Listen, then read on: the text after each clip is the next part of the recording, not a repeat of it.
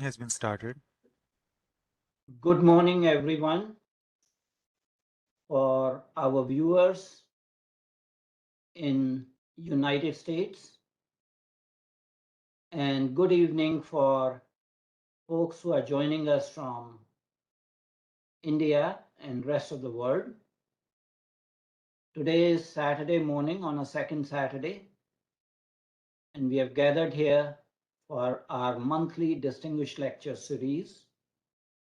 And we have a very interesting topic for the lecture and a very illustrious academic and scholar. So those of you who signed and registered and saw the flyer, this is the flyer. And today there is a distinguished lecture on era of India's assertive foreign policy. Professor Sreeram Sundar Chaulia is our distinguished guest today, and he will be speaking on that. And of course, this is the politically correct updated map of India, since we are talking about India's assertive foreign policy. And here is the colors of India or the map of India. Before we start, I'll give a brief introduction about Council for Strategic Affairs. Council for Strategic Affairs imparts education in the field of international relations. CSA fosters discussion, dialogue, and debate on geopolitical issues. CSA encourages strategic studies in general to raise the level of awareness. CSA condemns terrorism in all its forms worldwide, not specific to a country, and CSA aims to contribute towards world peace and prosperity. So as I said, we have a monthly roundtable discussion on second Saturday of each month, and we have a monthly guest lecture by a domain expert, and that is what we are having for today. So Professor Sreeram Chaulia is Professor and Dean at Jindal School of International Affairs at OP Jindal Global University in Haryana, in Sonipat. And of course, you are going to see him, but this is his smiling picture. He is a social scientist and opinion maker in international issues. He holds a PhD and a Master of Arts in Political Science and International Relations from the Maxwell School of Citizenship and Public Affairs from Syracuse University in US, and Master of Science degree in History of International Relations at the London School of Economics and Political Science from UK. He was Radhakrishnan British Chevening Scholar at the University of Oxford at UK, where he obtained Bachelor of Arts in Modern History. He also has Bachelor of Arts honors from St. Stephen's College, a prestigious college from University of Delhi. Professor Chaulia's areas of specialization include diplomacy, foreign policy, comparative politics, international political economy, international organizations, armed conflict, humanitarian practice, and contemporary world history. He teaches courses related to these subjects and has over 900 publications in these domains. His writings have appeared in journals in the US, UK, Australia, Canada, India, and most of them are on international affairs. Professor Chaulia has been interviewed on issues relating to the global economy, contemporary armed conflicts, and world politics by Russia Today, China Global Television Network, South African Broadcasting Corporation, Voice of America, and multiple other media outlets all over the world.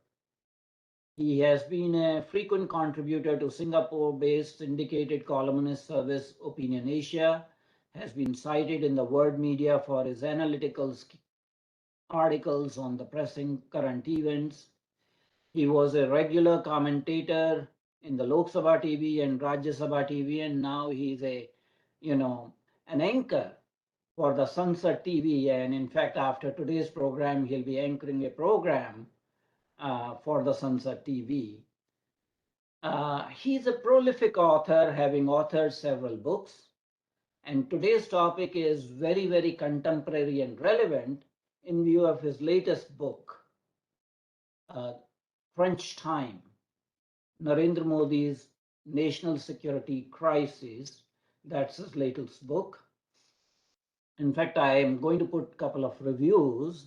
So the first review is by C. Raja Mohan, who is now based in Institute of South Asian Studies at National University of Singapore. Raja Mohan writes, in Crunch Time, Sreeram Chaulia examines the Indian effort under Prime Minister Narendra Modi to change the terms of military engagement with Pakistan and China. In analyzing 4 military crises under the Modi government, 2 each with Pakistan and China, Professor Chaulia delineates a consequential transition in India's strategic culture from military political diffidence to self-assurance and assertiveness. Crunch Time is an important contribution to understanding the current transformation in India's national security policy. And I will read another review, and that review is from none other than Brahma Chelani, Professor of Strategic Studies at Center for Policy Research. And Brahma Chelani writes, a fascinating account of how Prime Minister Narendra Modi has transformed India's strategic outlook to help make the country more confident and secure. The chapters are clearly structured and lucidly written, with the focus being on the major strategic developments in the period since Modi's ascent to power. The largely laudatory account is an essential reading to understand how Modi thinks and acts. I may add here, Brahma Chelani was a person who called India a lamb state, not even a soft state, but a lamb state in early 2000s.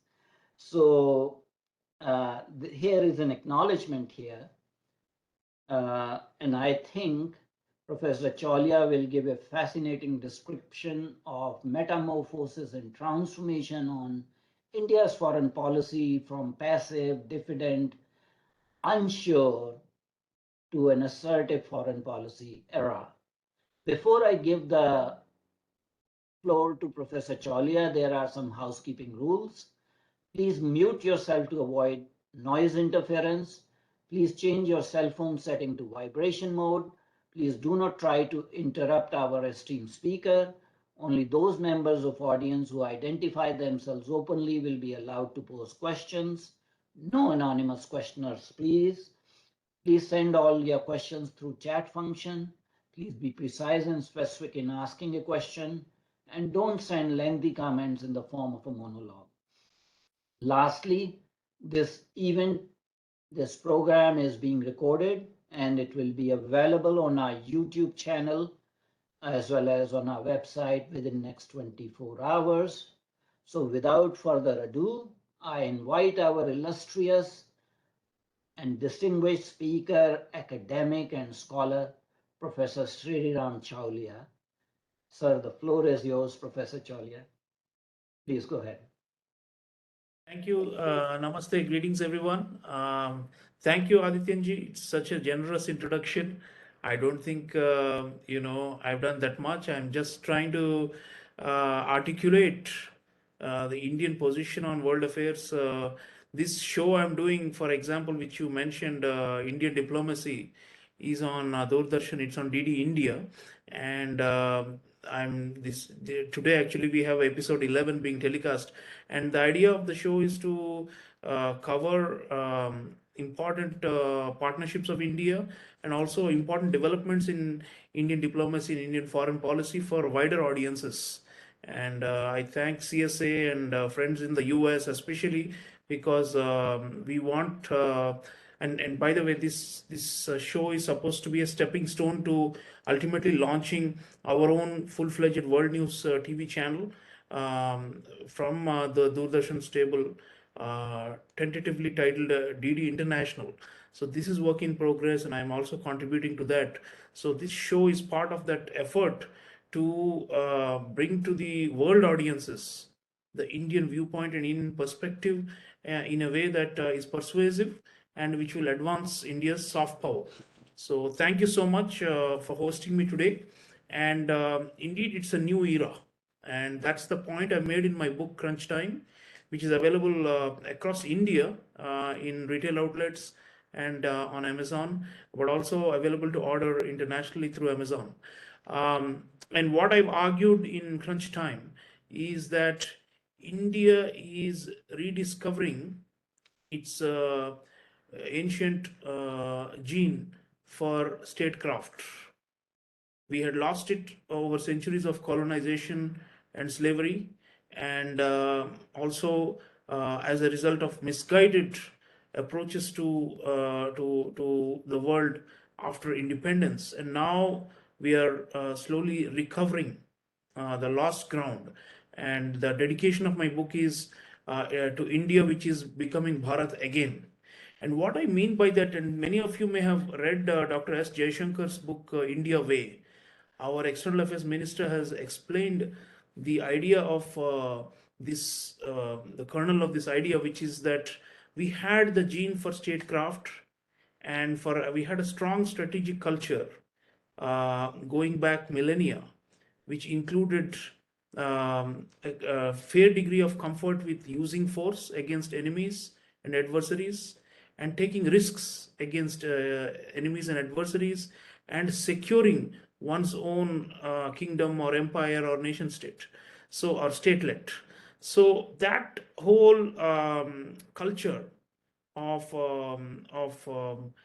defending one's territory and one's people, and even advancing one's territory. Of course, we are talking about in ancient times, Chanakya and Kamandaka and Shukra, and all of them were talking also about conquering other parts of outside your domain and realm, and expanding the empire and all that. Of course, in the context of the modern era, we are not doing such things, but staunchly defending one's bottom lines and red lines, and signaling to adversaries that we are willing to stand up to them and to deter them if required by using force and a variety of means, not just, I don't mean war, outright war, but a whole range of other instruments involving use of kinetic force, as well as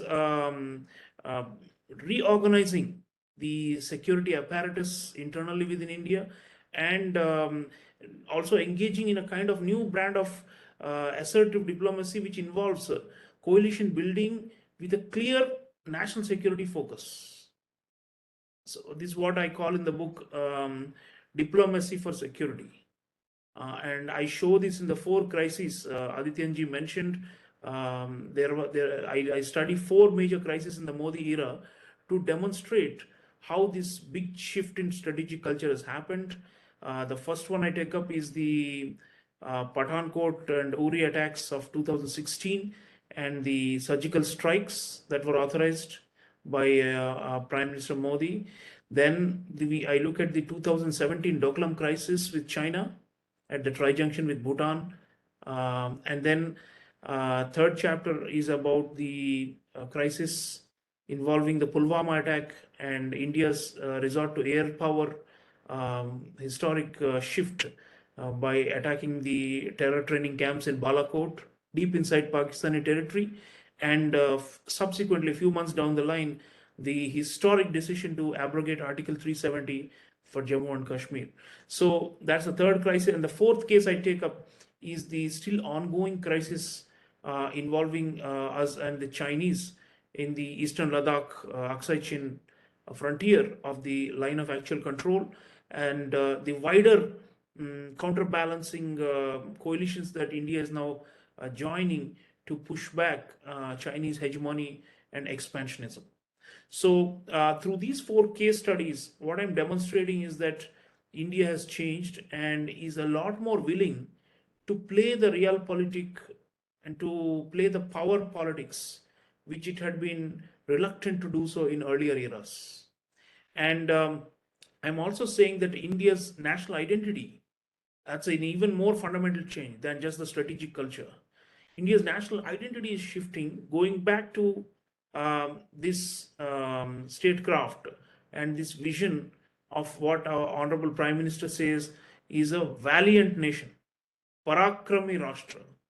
So I actually used that quote of his at one of his public rallies, where he says that we are a Parakrami Rashtra, and so the idea that India is pacific, India is dovish, India is it embraces the invaders and co-opts the invaders and they become Indians, and India is open to all to raid and to pillage and plunder, and that we are so tolerant that we accept foreign intruders and invaders and and and make them our own. This whole narrative of Indian history and of Indian identity, I think, is being challenged in the Modi era, and we are clearly defined what is a nation state, or for that matter, an empire or a kingdom or any other political formation.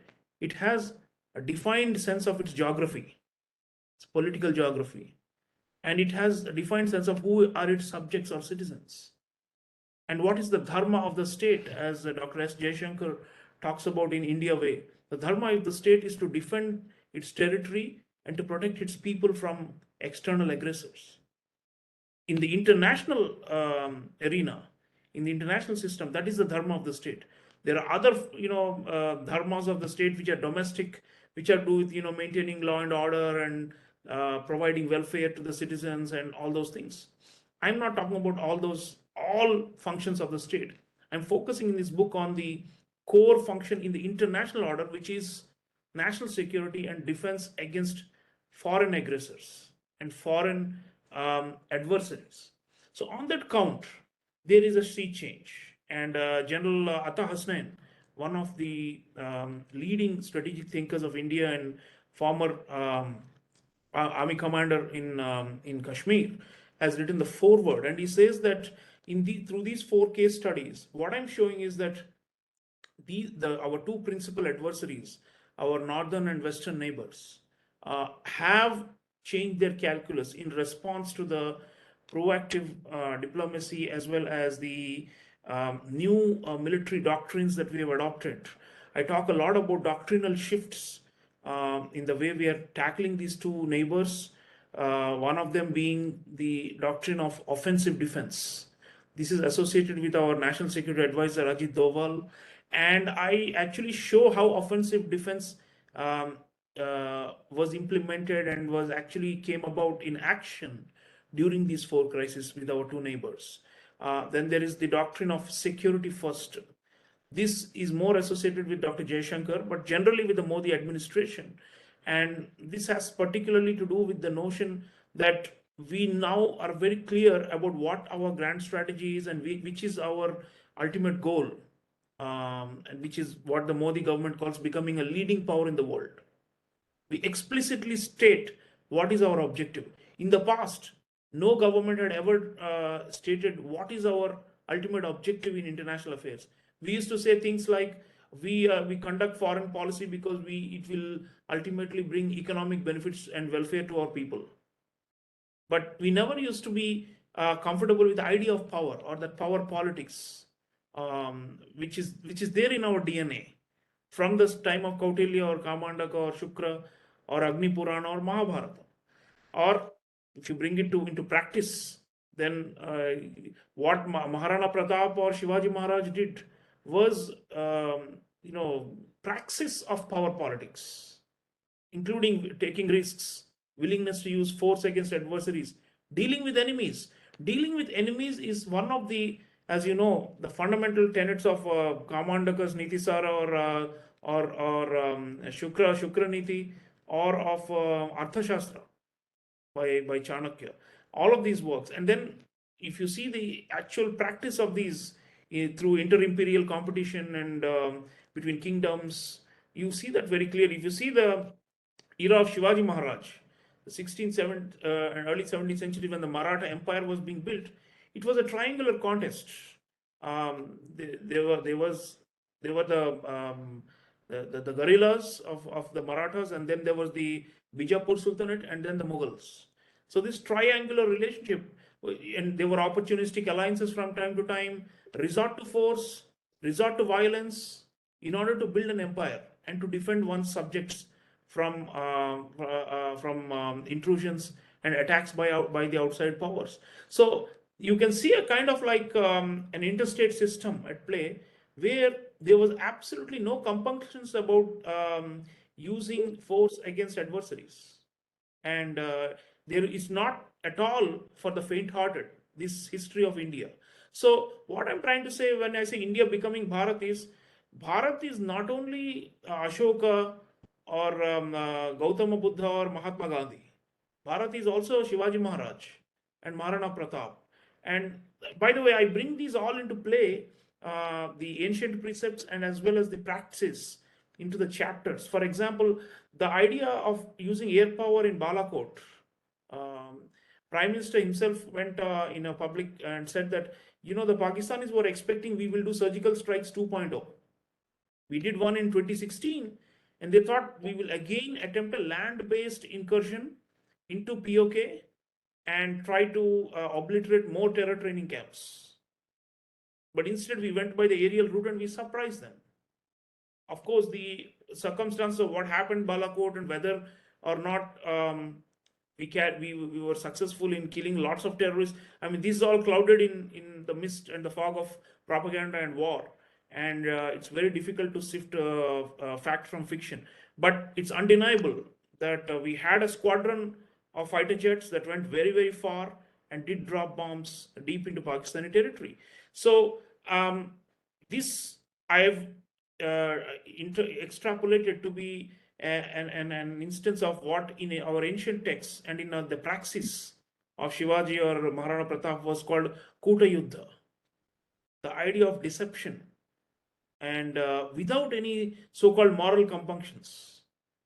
This we have used more and more, and we are using instruments, surgical or proportional or calibrated instruments that actually signal to the adversary that we are willing to escalate and also show that the control over the escalatory matrix now lies with India.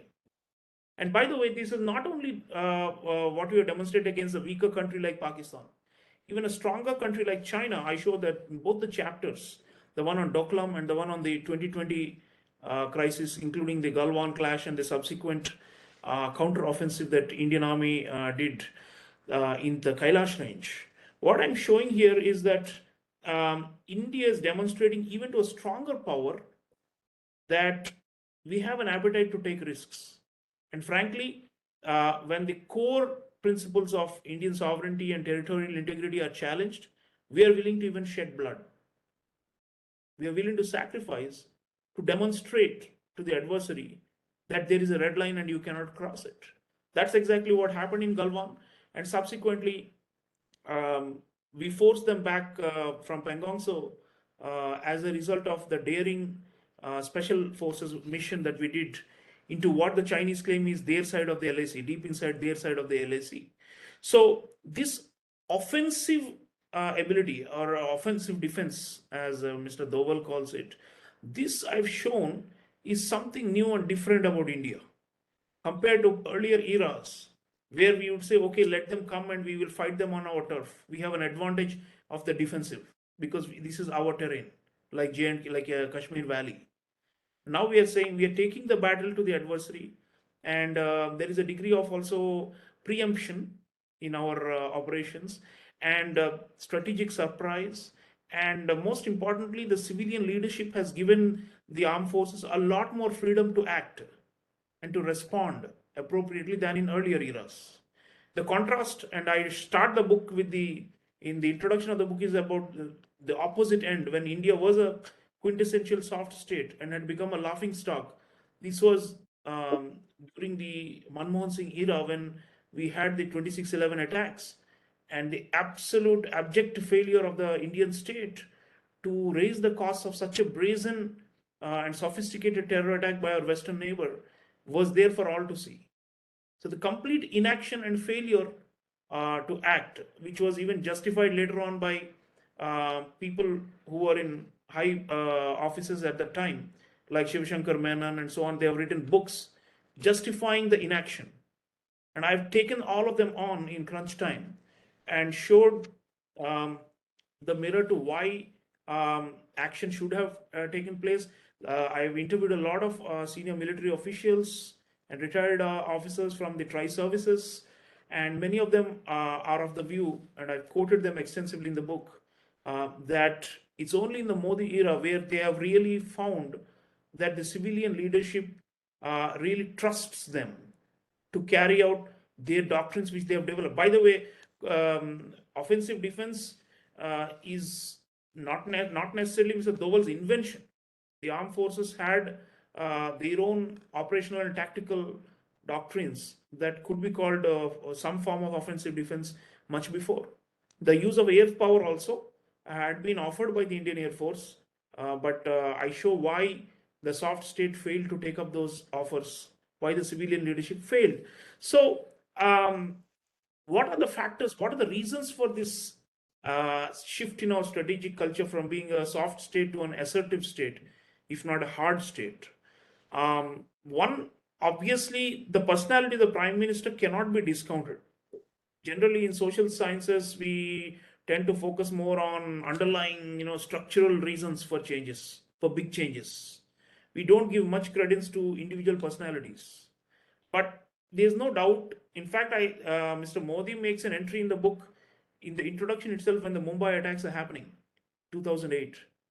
He's the chief minister of a neighboring state, and he shows up outside the Trident Hotel in Mumbai, and he takes a mic, and the terrorists are still holed up and are still rampaging across India's greatest commercial metropolis.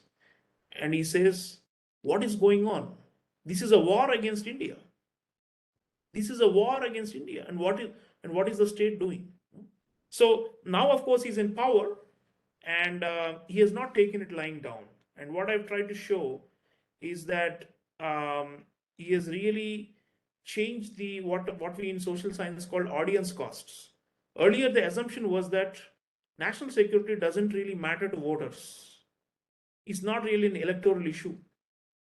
Some strategic elites and media people do some chest thumping and wailing, saying that India is a soft state and we should be tougher. But at the end of the day, it doesn't fetch you votes. At least that was the notion.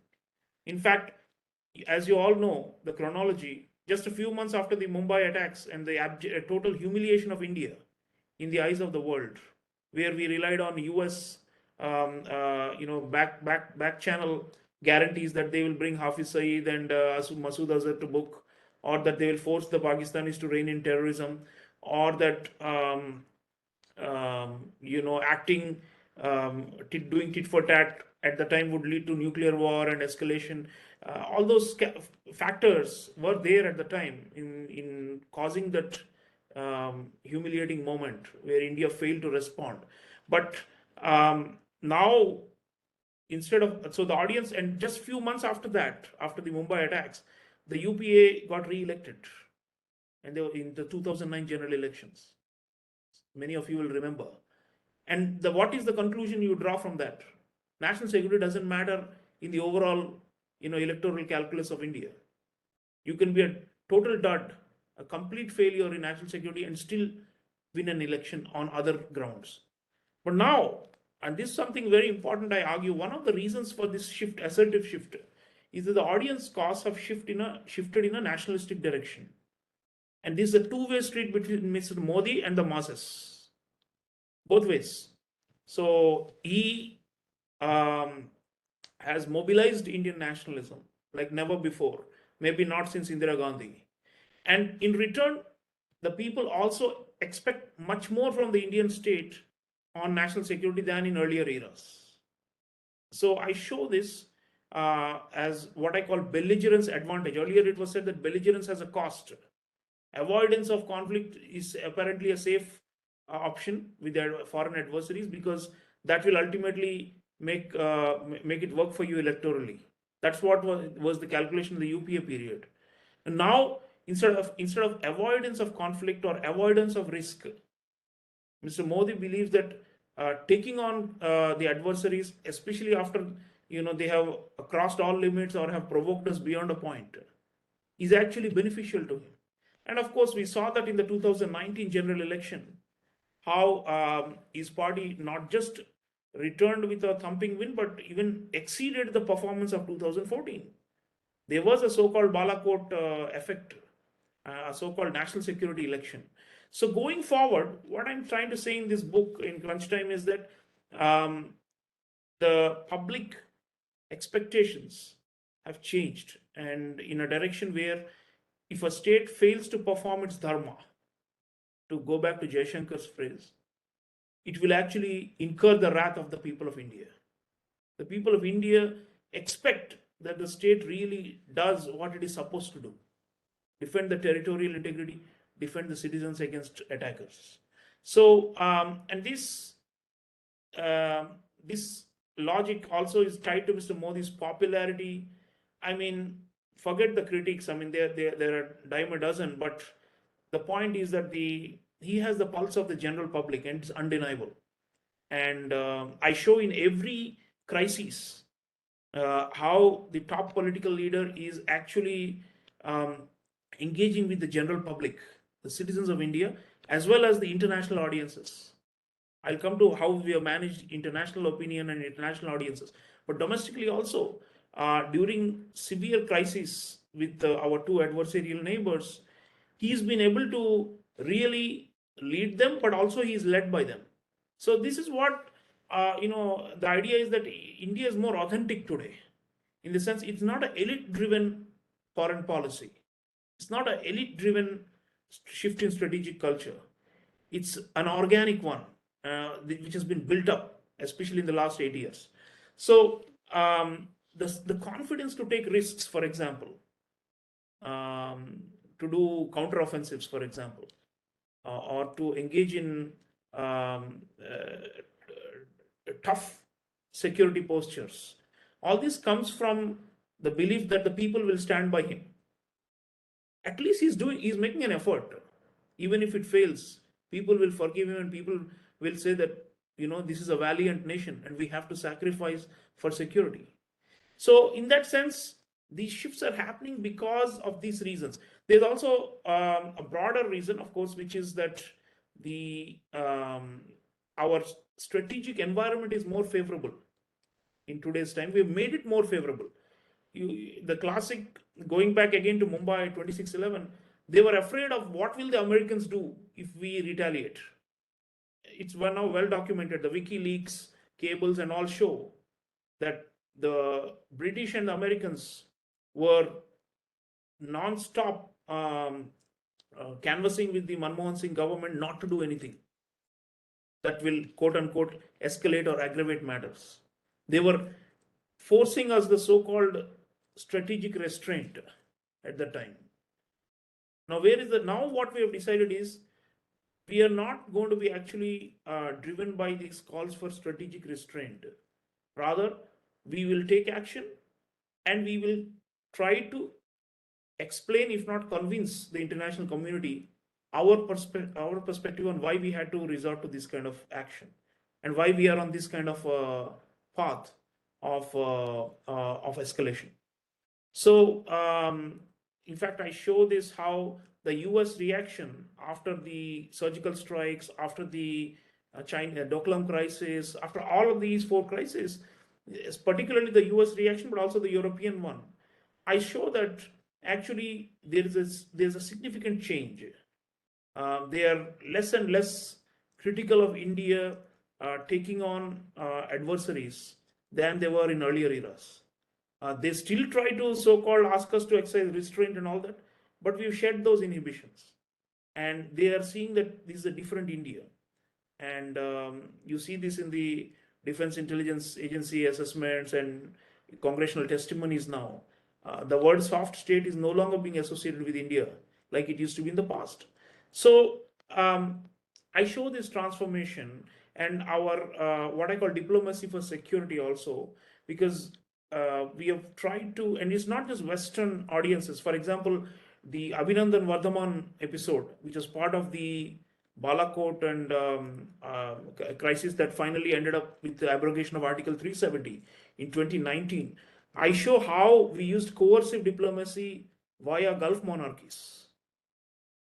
The reason prime ministers cultivated Saudi and UAE and to a lesser extent Qatar and Kuwait and all these countries is because they help us manage this incorrigible Western neighbor of ours. So the threat was conveyed via Saudi Arabia to the Pakistanis that if Abhinandan is not returned in one piece, or if something, or if his dignity is violated against Geneva Conventions and all these things, we have the right to escalate, and it will get a lot worse for them. And Prime Minister, in fact, went public and said that we conveyed to them that we don't have a missile battery to be used as fireworks for Diwali. So what he was saying is that this kind of coercion or this willingness to use force, and that to credible threats. This is not a vain threat, and there are actually people in the know in the Pakistani establishment at the time who said that the then military chief was in a state of alarm, saying that the Indians will mount a large scale conventional offensive, or intensify shelling and possibly even carry out missile strikes if we don't return Wing Commander Abhinandan Vardhaman. So that kind of ability to coerce and to actually demonstrate your strength, and I talk about this doctrine of what the army calls punitive deterrence in the book. So with China, they say it is a credible deterrence. With Pakistan, it's a punitive deterrence. So these things, have happened because the international community has also played a role, and more of them are sympathetic to India today than they were before. I challenge the notion that somehow India's image is getting worse in the international public opinion. Most of this is a claim that you hear from the left liberal circles, which are actually not based on fact. Our strategic partnerships are stronger today than they were 10 years ago. Why is Prime Minister being invited to the G8, G7 summit, despite the alleged, backroom efforts to try and deny him this place, and claims, unverified claims that the Germans will not invite Modi because they think something horrible is going on in India. Frankly, this narrative has to be challenged, and I've done that in the book, and I've also shown how our standing in the eyes of a lot of stakeholders, important stakeholders in the international community, has risen due to the proactive efforts of Jaishankar, his team, and also Prime Minister himself. And we have actually won more friends than lost in the Modi era. And that's one reason we are able to take more risks without being worried about the so-called, midnight phone calls advising strategic restraint. So I would say that I know in the interest of time, we need to have questions. I'll conclude by saying that I've also recently written a piece in the Week, the news magazine, The Week, called Counterpunch Diplomacy. And I urge you all to please read it, where I've argued that there is another side to this whole assertive turn, which is we are actually also showing the mirror and punching back at critics who are trying to pick faults with our policies or with our positions or with our actions or acts of omission or commission. And in the era of InfoWars, that's very important, and we can't take it lying down. So Jaishankar himself is doing it, this counterpunch diplomacy, and there's a whole effort to mobilize international opinion, although it's work in progress and a lot more needs to be done to try and convince them and to see the world from our eyes and to see the international system and the major fault lines from our perspective. And because the Chinese expansionism and hegemonic conduct is becoming worse and worse day by day, I assume that this stable strategic environment will continue to favor us. So, people, nobody wants to stop the rise of India except these two adversarial neighbors. So you have a lot of friends out there who want us to keep rising. and who are actually egging us on. So I think in that sense, this new era, I also talk about a lot of institutional reforms and changes that have happened, the creation of the Chief of Defense Staff, the shift towards theater commands and integrated jointness of the armed forces, the defense diplomacy we are doing in the Indo-Pacific with like-minded countries for the counterbalancing effort. All these I talk of. It's not just a LOC, LAC crisis. I mean, in fact, each of the crises had a naval dimension, and I show it in the book how if there is a after Galwan, for example, the Indian Navy was involved in shooing away PLA Navy vessels from the Arabian Sea and the Indian Ocean back to their base. There are lots of things I speak about. I talk about an operation nation and multiple operations that have been carried out. And I say that this is also India. Essentially, this is also India. We are not necessarily, and of course, the Prime Minister famously says, हम किसी को छेड़ते नहीं, लेकिन जो हमें छेड़ते हैं, हम उन्हें छोड़ते नहीं. So what he's essentially saying is that, these two adversaries should realize that there is a price to be paid if they harass us and if they try to poke at us like this. And we are not looking for war. I show the full spectrum of options that have been used, and we are trying to control the escalation metrics. And we have called the nuclear bluff of the Pakistanis, and we have called what we call the asymmetric bluff of the Chinese also, because the Chinese believe that they are so superior that India dare not conduct any operation or offensive against them. But we have done it. In spite, so capability parity is not necessary. That's a longer term thing where we have to catch up with them over the next 10 years or so. But in spite of being a weaker side conventionally and even in nuclear terms, it doesn't mean that we don't have options. So finding those options, that is statecraft. And I think we are exercising it to the fullest. And so this is the new era that I wanted to speak to all of you about. Do read Crunch Time and tell me more, because I've just given you a bit of a slice of the book and also more recent developments since the war in Ukraine. But we are standing by the bottom lines, and that's the important point. Earlier, there was so much ambiguity as to what India stood for. People were like scratching their heads and saying, what exactly is your position on things? Now, I think the strategic signaling and the communication clarity is much higher. And the reason, I mean, I can give lots of examples, but the Chinese are saying that we should put the border dispute aside and in its proper place, and we carry on with the rest of the relationship. And we are saying no. Our new doctrine is security first. Until you respect our sensibilities and our territorial integrity, it is not going to be business as usual or multifaceted forms of cooperation in all spheres. So I think India means business now. India is a lot tougher, and the changes, especially the institutional reforms in the military and the security establishment and all these things are for good. And it's not necessarily only confined to Prime Minister and his personality, or to Ajit Doval or Jaishankar or Rajnath Singh or Amit Shah. What I'm saying in the book is that this era, 10 years, it is, I'm pretty confident it will be at least 15 years from 2014 to 2029. This is actually a transformative era because we are caught in it right now. It's contemporary and it's daily. It's happening right live in front of our eyes. Some of us are unable to withdraw from the trees and look at the forest as a whole.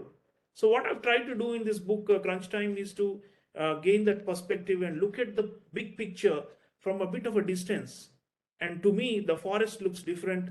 The color, the tenor, and the makeup of the forest is different. So New India has arrived, and yeah, I'll stop there and take questions. Thank you. Thank you very much indeed, Professor Chaulia, for a lucid description of metamorphosis and transformation in India's foreign policy in this new assertive era.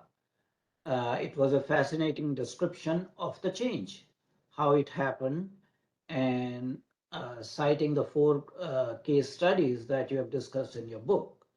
There are a couple of questions, and you, towards the end, mentioned about the Ukraine conflict. So there are a couple of questions about the Ukraine conflict. I think in the same vein, we see an assertion of national interest and guarding of national interest vis-a-vis India's diplomatic response to Ukraine crisis. What is your opinion about that particular crisis? Yeah, thank you, Adityanji. The book actually was written and came to print in March 2022. So it was written in about 6 months before, in 2021. So obviously, I didn't foresee this catastrophic war in Europe. And but if at all, what this case has done, the latest crisis in Europe, is it has reconfirmed my thesis that we have our strategic culture has shifted. You will recall in earlier eras on the question of Iran, for example, we succumbed to pressure. We voted against Iran in the IAEA and all these things in the Manmohan Singh period. And the calculus always was that we need the American technology and US FDI for economic growth, and we cannot incur their anger. This was the kind of mindset, a kind of a defeatist mindset. Now we are saying we'll convince the Americans. The Americans need us as much as we need them. And frankly, I think it's very clear, and I've spoken to insiders. They are saying that the Americans dare not impose sanctions on India. It's just, it's just out of the question on any matter.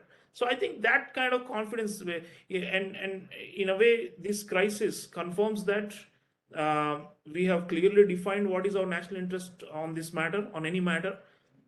Even the recent WTO ministerial, for example, where Minister Piyush Goyal was there, we were very forthright about our core interests, and we are not going to relent or make concessions on these.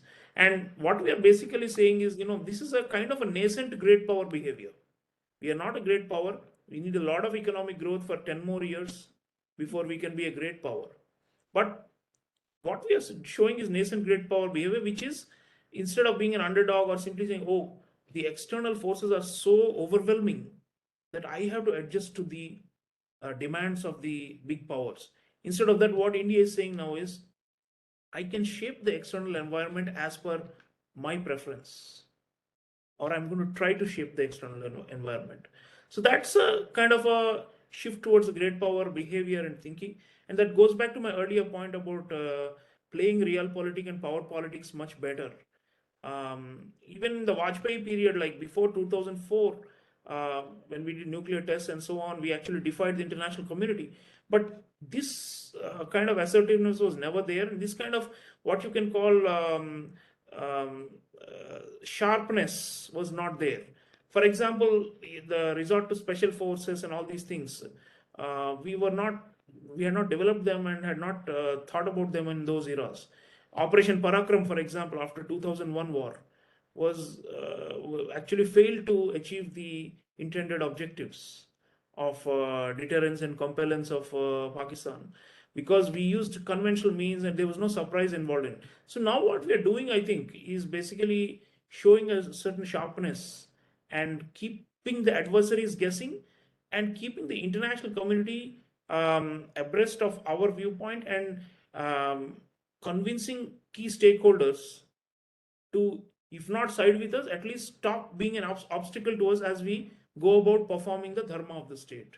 So Ukraine crisis demonstrates that. I think India has conducted itself honorably. There's no, frankly, we don't buy the whole argument of that India should take a more moral position. In earlier eras, the criticism was that India was being overly moralistic and not enough realpolitik. We were being accused, saying that what kind of India is this, that always preaching high values and principles, but is unable to act in its as per its core interests. Now we are acting as per core interests, and then frankly, it's not a morality contest or a beauty contest at all. International politics, and if as Jaishankar has put it, rather acerbically, um, the fact that the view that India is fueling this war in Ukraine is totally gibberish, because the Europeans are buying and pumping money into Putin's coffers, uh, hundreds of folds more than what we are doing. So I think the hypocrisy and the double standards, we have actually challenged them and taken them on frontally this time. Instead of being diffident or quiet or just keep our head low and hope that the pressure fades away. Instead of the pressure fading away, the pressure will remain. But we are saying we are now got the guts and the willingness to stand up to this pressure and to try and at least mold international opinion and give an alternative. So I think the view that Modi is a pro-Western or is somehow tilting towards the West, there is a criticism in the left that we have become too pro-Western. Now, all those have been torn to shreds in this crisis. I have not heard a communist criticizing our position on the Ukraine war. So I think at least on that count, it's clear that national interest is now triumphing over everything else. So, Professor Chaulia, there's a supplementary question on the Ukraine issue, and the question is from Mr. Ripudaman Pachori. Although the India's institutional foreign policy response has become assertive on the Ukraine issue, guarding the national interest, but if you see the response of India's corporate sector, that has not.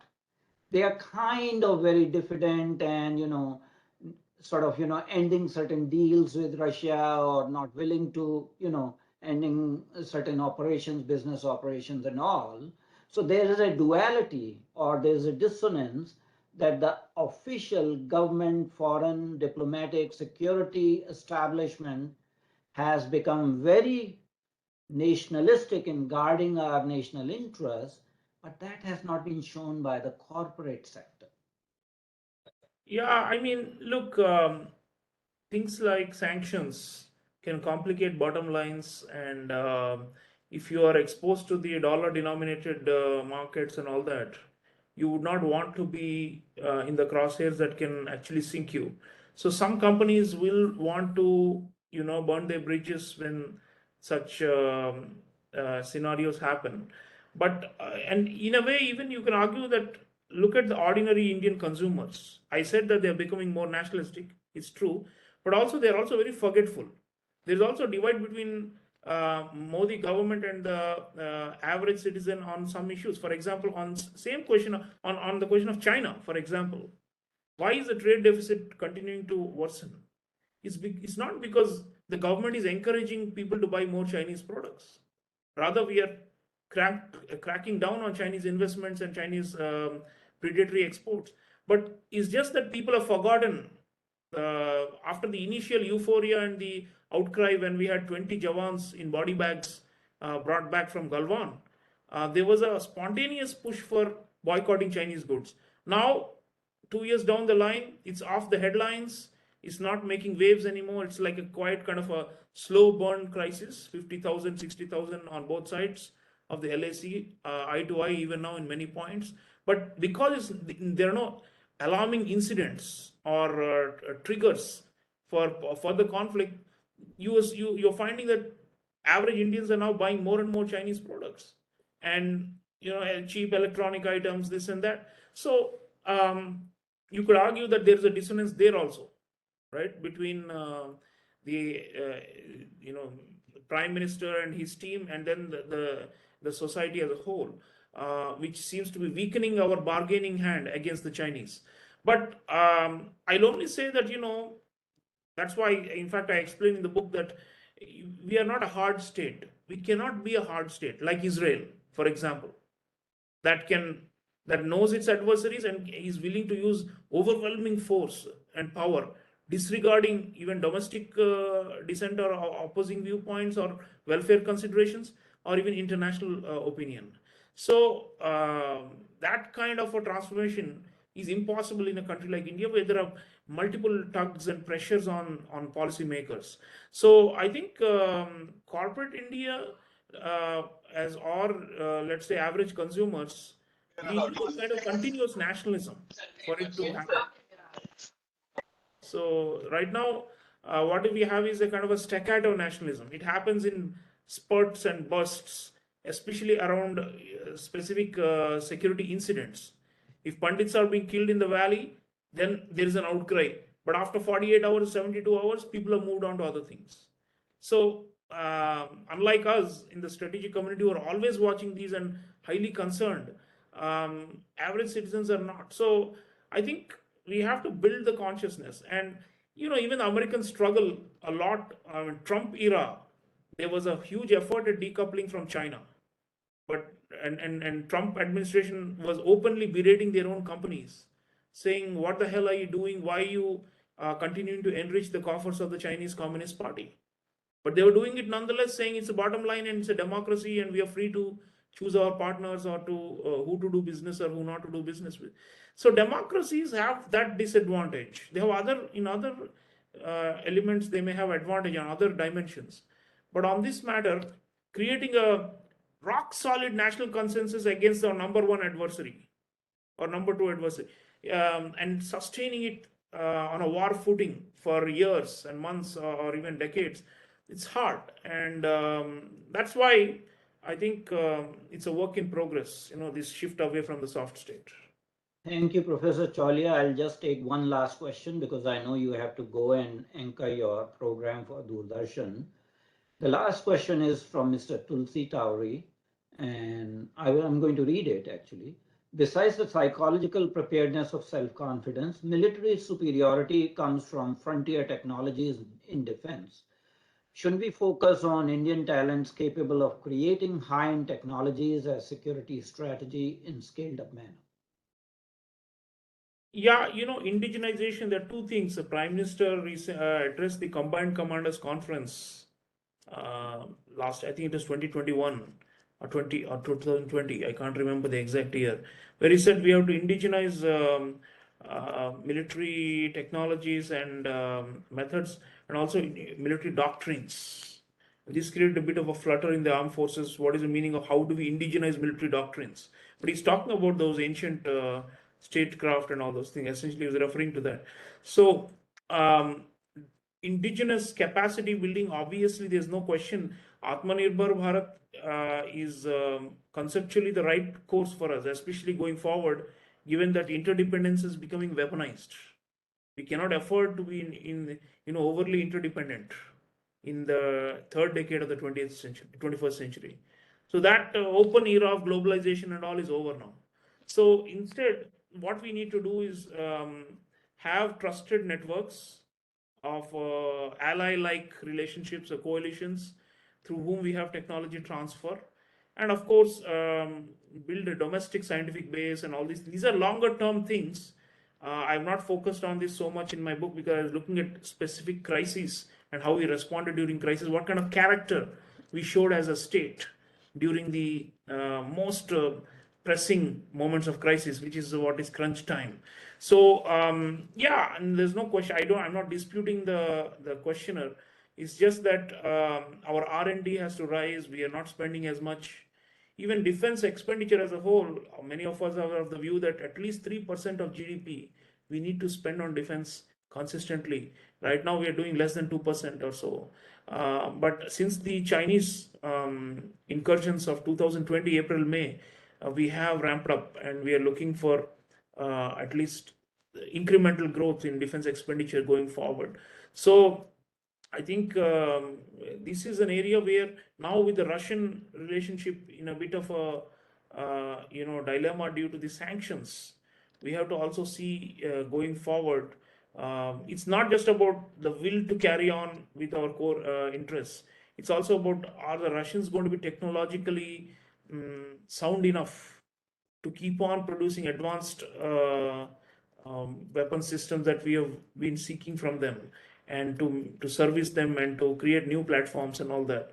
So medium to long term, we have a lot to reorient and rethink as to how to go forward.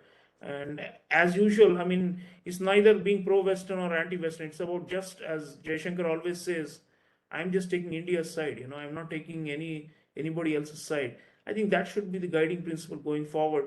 But yeah, we need to do a lot more in terms of R&D and in terms of capital outlays for more defense spending, because otherwise the strategic gap with China will keep getting worse, and they may be tempted to carry out more limited wars or offensives, believing that India is weak or getting weaker relative to them. That's always their approach. If the adversary is weak, they go for the strike and they go for attack. That's their first option. So we cannot show weakness going forward, and we need to really transform our domestic manufacturing and scientific base. Thank you very much indeed, Professor Chaulia. If I may sum up, India has to focus on a particular metric that Chinese have invoked, and it's called comprehensive national strength. So in the process of hardening of Indian state, India has to work towards, in a comprehensive manner, in a determined manner, increase India's comprehensive national strength so that the adversaries do not make a foolish mistake. At this time, we are trying to end this program because Professor Chaulia has to go and anchor his program for Doordarshan on Indian diplomacy. I am very thankful for him for taking his precious time off for the Council for Strategic Affairs. I'm also thankful to our participants and audience who on a weekend find time for esoteric topics like this and participate in the discussion. And lastly, I would like to extend my thanks to Team CSA, Mr. Ripudaman Pachauri, Mr. Ankush Bhandari, and Mr. Rajiv Verma, who helped me set up these programs. So once again, I'm highly thankful to Professor Chaulia for taking time off.